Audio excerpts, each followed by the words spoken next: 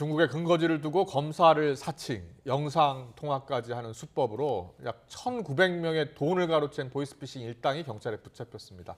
지금까지 피해 규모가 1,500억 원에 달해서 단일 조직 보이스피싱 범죄로는 최대 규모입니다.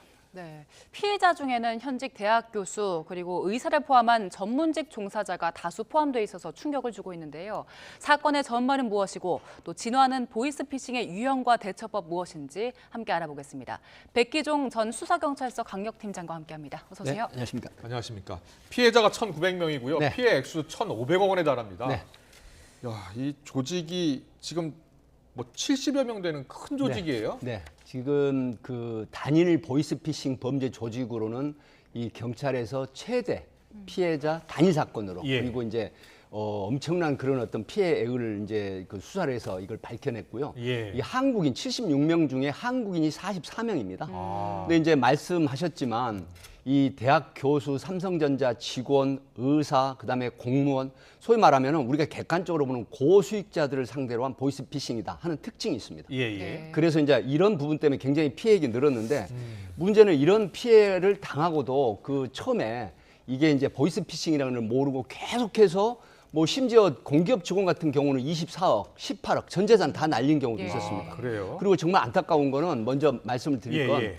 이 사건으로 인해서 6명 정도가 극단 선택 내지는 극단 선택을 시도한 이런 아주 악랄한 그런 보이스피싱 범죄를 충남경찰청 금융범죄 반부패 금융범죄 수사대에서 이번에 자, 발견한 이 거죠. 조직이 중국에 있는 거죠. 그렇습니다. 예, 중국 어디에 있었어요? 중국 내에 있고 예. 지금 그 정확한 지역은 지금 밝혀지지 예. 않았는데 예, 예. 아마 이 밝히지 않은 건 왜 그러냐면 나머지 미검자들에 대한 수사를 계속하고 그렇군요. 있고 네, 검거를 하기 위한 방편입니다. 이 보이스피싱 일당이 피해자들한테 어떤 식으로 접근을 한 건가요? 예, 이제 피해자들은 첫 번째 이 검사실이라고 합니다. 예. 그리고 당신의 계좌가 이 범죄에 이용되고 있다. 그래서 당신 잘못하면 범죄 피의자로 입건이 되면서 구속될 수도 있다. 이제 이렇게 합니다. 과거에는 어투가 좀 달랐잖아요. 그렇습니다. 근데 한국 사람이 하면 네. 어투도 그렇죠. 똑같잖아요. 김영수 예. 앵커께서 말씀하셨지만 예전에 보이스피싱은 어눌한 조선족이고 또 한족이 좀 한국말 하는 사람을 이용을 했거든요. 예. 근데 지금은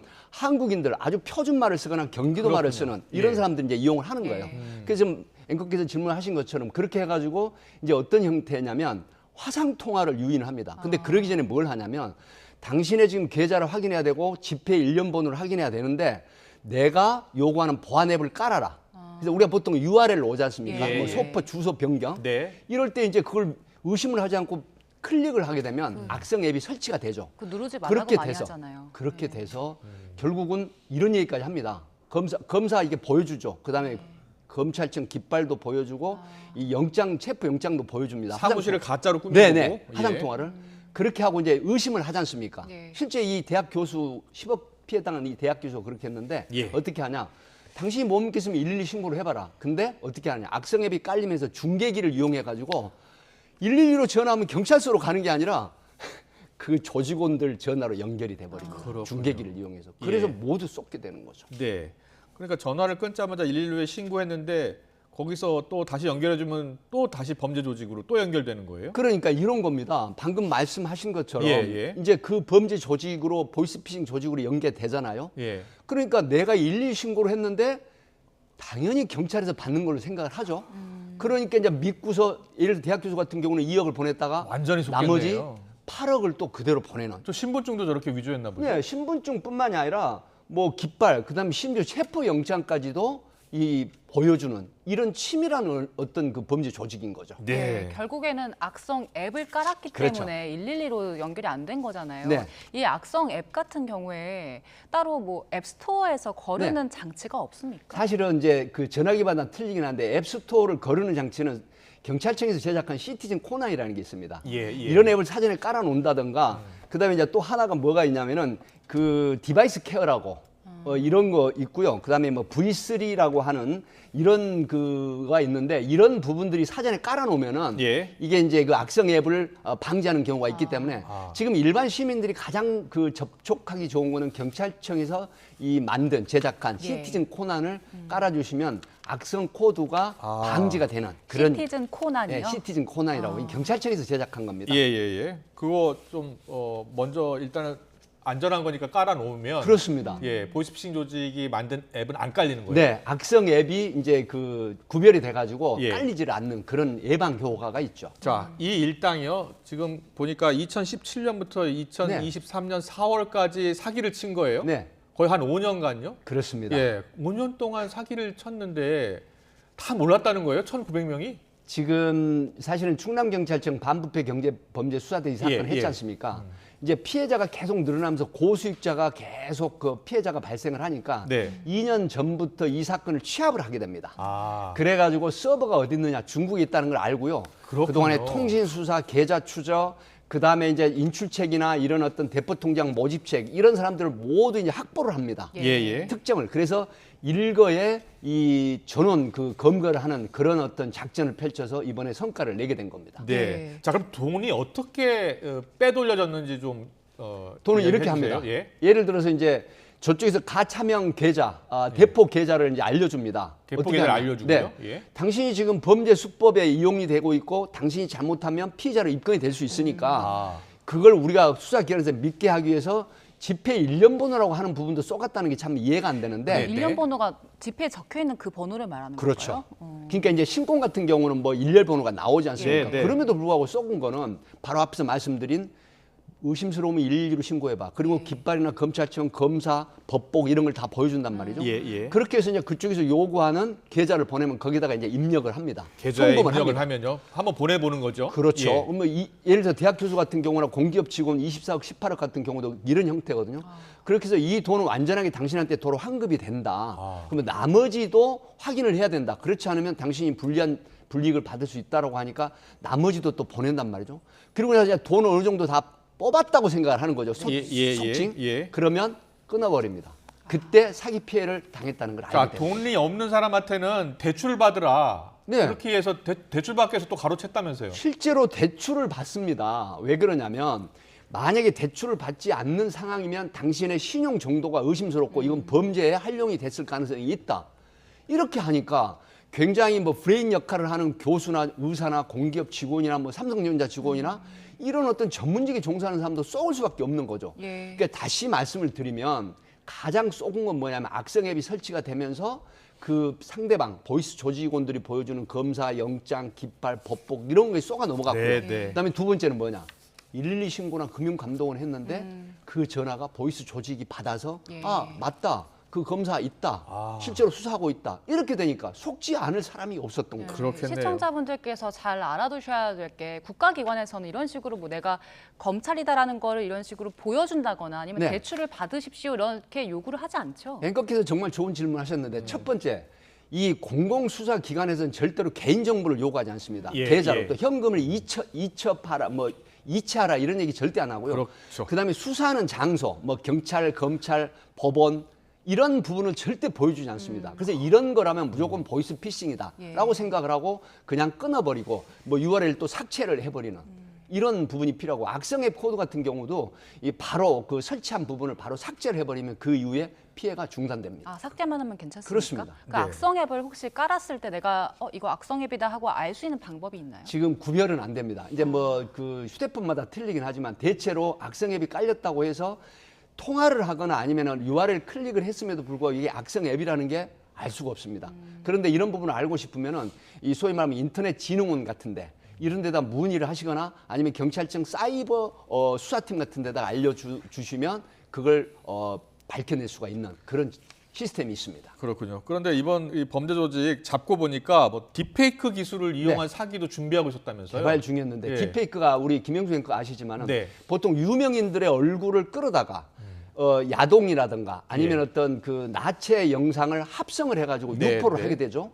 그러니까 예를 들어서 검사 언론에 노출된 검사 얼굴에다가 예. 자기네들이 그 만들어가지고 실제 검사인 것처럼 목소리도 AI 챗봇 같은 걸로 만들어내는 이 개발을 했던 거예요. 그래서 이번에 이게 밝혀졌는데 이게 만약에 충남청에서 이번에 이걸 발견하지 못했다라고 하면 지금 어떤 1,490억, 뭐 1,500억 상당의 피해보다 훨씬 많은 피해가 생겼을 가능성이 있었다는 데서 굉장히 큰 예방을 한 거죠. 그렇군요. 영상 통화를 했는데 그 딥페이크 기술 영상 검사였다면 가짜 검사인데 네. 실제로 이 검사가 맞나 하고 인터넷 찾아보면 또 나온다는 거잖아요. 나옵니다. 똑같이 나오는데. 네. 그렇기 때문에 이제 피해자들은 쏘을 수밖에 없는 것이고 진짜 수사를 하고 있는 검사구나. 그 유명한 검사인데 이 검사가 수사를 하고 있다라고 하면 나는 정말 꼼짝없이 범죄인으로 전락이 돼가지고 구속이 될 수도 있겠구나 하는 이런 심리가 있단 말이죠. 예, 예. 이런 부분에 어떤 공포심을 가지고 계속 보이스피싱 조직에 협조를 하고 돈을 입금하거나 이체하는 형태가 되는 것이죠. 그렇군요. 예. 피해액이 사실 상당하잖아요. 최대 규모라면서요. 네. 피해자들이 이 금액을 다시 돌려받을 수 있습니까? 뭐 사실은 이제 만약에 보이스피싱에 사기를 당했다고 하면 재빨리 112나 그다음에 금감원에다가 신고를 하십니다. 네, 그럼 미처 인출하지 못한 거는 동결을 합니다.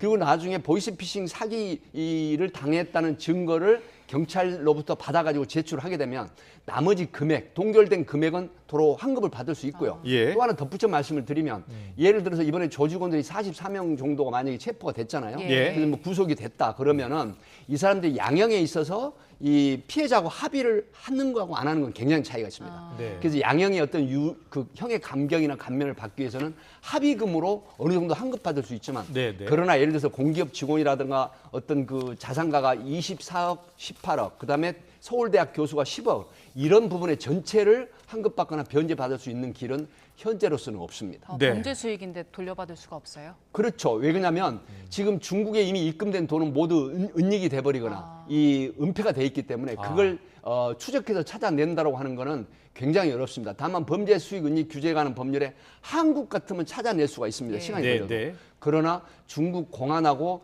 중국 수사기관하고 협업을 해서 찾아내는데 그게 현실적으로 어렵다는 거죠. 그렇군요. 지금 뭐 보니까 이번에 피해자들 상당수가 고소득자로 네. 지금 알려지고 있고요. 그 전화번호를 어떻게 확보한 겁니까? 이 전화번호는 예를 들어서 이제 그 확보하는 부분은 개인정보 해킹을 합니다. 개인정보 해킹이요. 네, 개인정보 해킹을 해서 전화번호를 알고 그러니까 이 해킹을 하게 되면은 휴대폰 내에 개인정보뿐만이 아니라 가족의 갤러리 사진 같은 게 있잖아요. 아. 이런 식으로 이제 이야기를 하니까 정말 수사기관이구나 이런 생각을 하게 되거든요. 예, 그래서 예. 이제 신뢰를 하면서 결국은 대화 중에 악성 앱을 깔고 그다음에 경찰이나 금감원에 확인을 해봤는데 이 조직원들이 서버를 이용해서 중국 본토에서 그대로 가로채가지고 수사기관 맞다라는 걸 인증을 해버리는 거죠. 그러니까 이건 대학 교수, 뭐 삼성전자, 뭐 브레인, 의사, 그다음에 공무원, 고위직 전부 다 쏘을 수밖에 없었던 이런 어떤 허점이 있었던 거죠. 예. 그렇군요. 이게 지금 뭐 제일 처음 시작되는 것은 해킹입니다. 개인 정보가 유출되는 거예요. 그렇습니다. 그다음에 앱을 까는 거고요. 네, 두 그다음에 번째가 앱을 사기를 까는 당하는 거. 건데 네. 제일 첫 단계 해킹을 해서 개인정보 빼돌리는 거 여기서부터 좀 잡아 나가야 될 것 같은데요. 사실 그래서 이제 그런 것 때문에 그 해킹 범죄 조직은 정말 검거하기가 쉽지 않거든요. 그래서 지금 뭐 인터넷 진흥이라든가 금감원이라든가 경찰이라든가 뭐 검찰, 뭐 사이버 수사팀 모두 여기에 대한 수사 진화 방법을 지금 강구를 하고 있는데 네. 해킹이라고 하는 거는 전국에 우리나라 국민이 5,200만이죠. 예. 그리고 휴대폰 액수가 지금 제가 알기로는 한 5천만 대가 넘는 걸로 알고 있는데 이런 부분들을 전체에 대해서 이 서치 리서치를 할 수가 없다는 거죠. 그렇군요. 예. 범죄 수법이 워낙 교묘해져서 지금 이제 개인들도 본인이 안전을 챙겨야 될 것 같고 수사 당국도 주의를 기울여야 될 것 같은데 어떤 점들 신경 써야 될까요? 사실 앞에 말씀을 드렸지만 개인은 첫 번째 절대로 공공기관이나 국가기관에서는 계좌번호, 개인정보, 그다음에 현금 이체를 한다거나 이런 걸 요구를 하지 않습니다. 그리고 URL, 소위 랜섬이라든가 URL 같은 게 의심스러우면 무조건 삭제를 해버리고 예, 그다음에 예. 마지막으로는 다른 전화기를 이용해서 그 실제로 그런 경찰서에 검사가 있나 경찰이나 금감원 직원 이름을 대면 그걸 우회해서 다른 전화로 확인을 해보는 방법. 네. 그게 가장 피해를 줄이는 방법입니다. 예. 그렇군요. 자, 해킹 수법이 갈수록 교묘해지고 있습니다. 계속 해킹 수법이 발달하고 있기 때문에 조심해야 되고요. 112에 신고를 해도 사실은 다시 범죄 조직으로 연결이 될 수 그렇습니다. 있고 앱을 절대 함부로 깔면 안 됩니다. 그렇습니다. 그리고 국가기관은 절대 돈 이체 개인정보나 요구하지 않으니까 예, 그 점도 꼭 참고를 하셔야겠습니다. 지금까지 백기동 전 수서경찰서 강력팀장과 이야기 나눴습니다. 잘 들었습니다. 감사합니다. 고맙습니다.